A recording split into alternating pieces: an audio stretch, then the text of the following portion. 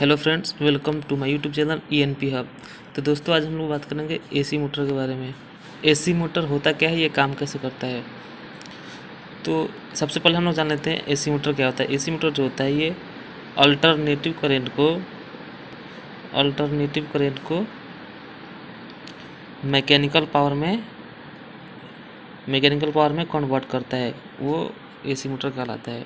एक ऐसा मोटर जो अल्टरनेटिव करंट को मैकेनिकल पावर में कन्वर्ट करता है, उसको एसी मोटर कहते हैं। अब हम लोग जान लेते हैं ये होता कितने प्रकार का है। तो एसी मोटर दो प्रकार का होता है मेनली, सिंक्रोनस मोटर और असिंक्रोनस मोटर।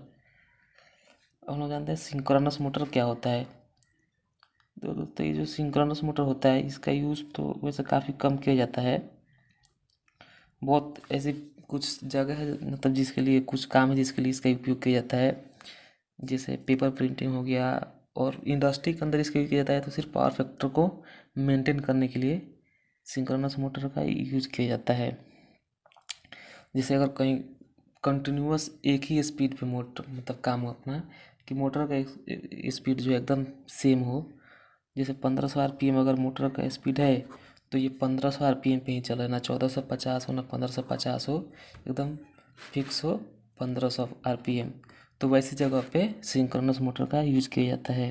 जैसे अभी हम लोग सोचेंगे का पावर फैक्टर को मेंटेन करने के लिए कैपेसिटर का यूज किया जाता है, लेकिन जहाँ लोड बहुत ज़्यादा होता है वहाँ पे हमें सिंक्रोनस मोटर का इस्तेमाल करना पड़ता है इंडस्ट्री के अंदर। क्योंकि कैपेसिटर से हम लोग बहुत ज़्यादा लोड हो तो उसके पावर फैक्टर को हम लोग मेंटेन नहीं कर सकते हैं, उसके लिए हमें सिंक्रोनस मोटर का इस्तेमाल करना पड़ता है। हम लोग देखेंगे असिंक्रोनस मोटर जो कि ज़्यादातर इंडस्ट्री के अंदर यूज किया जाता है। इसको हम लोग इंडक्शन मोटर भी बोलते हैं, और कोई इंडक्शन मोटर बोले तो आप समझ जाना कि असिंक्रोनस मोटर के बारे में बात हो रही है। और ज़्यादातर अगर कोई इंटरव्यू करते जाओगे तो असिंक्रोनस नहीं बोलेगा, कोई इंडक्शन मोटर भी बोलता है कोई भी। तो अभी हम लोग देख लेते हैं ये असिंक्रोनस मोटर या इंडक्शन मोटर क्या होता है। इंडक्शन मोटर जो होता है ये 3 फेज और सिंगल फेज दोनों होता है। सिंगल फेज होगा, ये सेल्फ स्टार्ट नहीं होता है। Single phase induction motor self start नहीं होगा। जो 3 फेज इंडक्शन मोटर होता है वो सेल्फ स्टार्ट होता है, क्योंकि जो सिंगल फेज कनेक्शन दिया जाता है उसके अंदर अल्टरनेटिव मैग्नेटिक फील्ड होता है, जिसकी वजह से वो सेल्फ स्टार्ट ही होता है। और जो रोटेटिंग 3 फेज देते हैं तो उसके अंदर रोटेटिंग मैग्नेटिक फील्ड उत्पन्न होता है, जिसकी वजह से वो सेल्फ स्टार्ट होता है। तो हम लोग 3 फेज के बारे में बात कर रहे हैं। तो 3 फेज ये जो होता है ये सेल्फ स्टार्ट होता है। और इंडक्शन मोटर जो है ये भी दो प्रकार का होता है, एक होता है स्क्वायर केज और दूसरा होता है स्लिप रिंग। एक स्क्वायर केज और दूसरा स्लिप रिंग, ये भी दो प्रकार का होता है। तो इंडक्शन मोटर जो है ये ज़्यादातर स्क्वायर केज ही यूज किया जाता है। 90 to 95% ये स्क्वायर केज मोटर का ही इस्तेमाल किया जाता है इंडस्ट्री के अंदर, क्योंकि जो इसका स्टार्टिंग टॉर्क होता है, ये लोड के जितना लोड हो, जैसे लोड रहता है मोटर के ऊपर, वो वैसे ही उसका स्टार्टिंग टॉर्क होता है, वो अपने से मैनेज करके वो स्टार्ट होता है। और ये जो स्लिप रिंग जो होता है इसका स्टार्टिंग टॉर्क काफ़ी हाई होता है, काफ़ी ज़्यादा हाई होता है इसका स्टार्टिंग टॉर्क। जैसे हमारा लोड ज़्यादा हो, लोड का मतलब इलेक्ट्रिकल इक्विपमेंट नहीं, लोड का मतलब हो गया जैसे वेट, जैसे क्रेन क्रेन के अंदर, मतलब क्रेन के लिए इसका यूज किया जाता है स्लिप रिंग मोटर का, क्योंकि काफ़ी ज़्यादा लोड को उसको उठाना होता है, जिसकी वजह से ये उसका स्टार्टिंग टॉर्क हाई होना चाहिए। स्टार्टिंग टॉर्क का मतलब क्या होता है, जैसे कि कोई पुशअप कर रहा है, अगर उसका 10 किलो है डंबल, तो वो ऐसे जोड़ लगाएगा ना 10 किलो उठाने के लिए।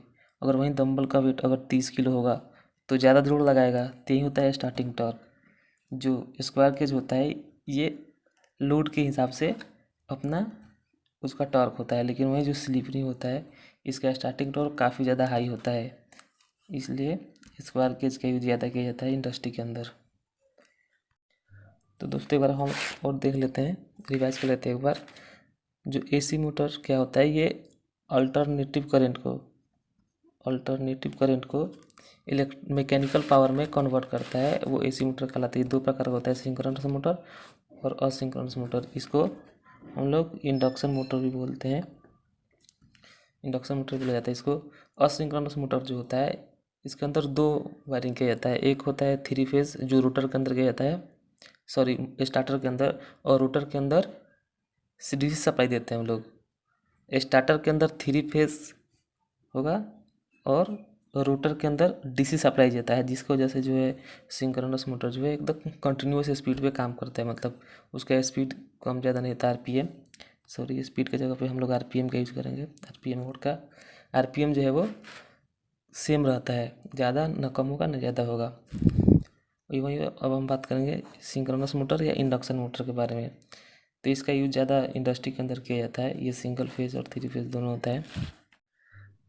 अब हम बात करेंगे असिंक्रोनस मोटर, इंडक्शन मोटर के बारे में। ये सिंगल फेज दोनों होता है, और इसका भी दो पार्ट होता है, एक स्क्वायर केज और एक स्लिप रिंग। स्क्वायर केज का ज़्यादा इस्तेमाल किया जाता है, तो स्लिप रिंग का यूज़ बहुत कम किया जाता है, जहाँ पे ज़्यादा लोड होता है, वेट का ज़्यादा काम होता है, वेट लिफ्टिंग वगैरह का। तो उस जगह पे हम लोग इसका यूज़ लेते हैं, स्लिप रिंग का। स्क्वायर केज का यूज़ ज़्यादा किया जाता है, 90-95% स्क्वायर केज का यूज़ किया जाता है। स्क्वायर केज जो मोटर होता है, इसका स्टार्टिंग टॉर्क अच्छा होता है, जिसकी वजह से इसका यूज ज़्यादा किया जाता है। स्लिप रिंग का भी सही होता है, बट इसका ज़्यादा ही हाई होता है। तो स्क्वायर केज सही होता है यूज करने के लिए, तो इसलिए हम लोग ज़्यादातर स्क्वायर केज का यूज किया जाता है। तो दोस्तों आज हम लोग देख लिए एसी मोटर।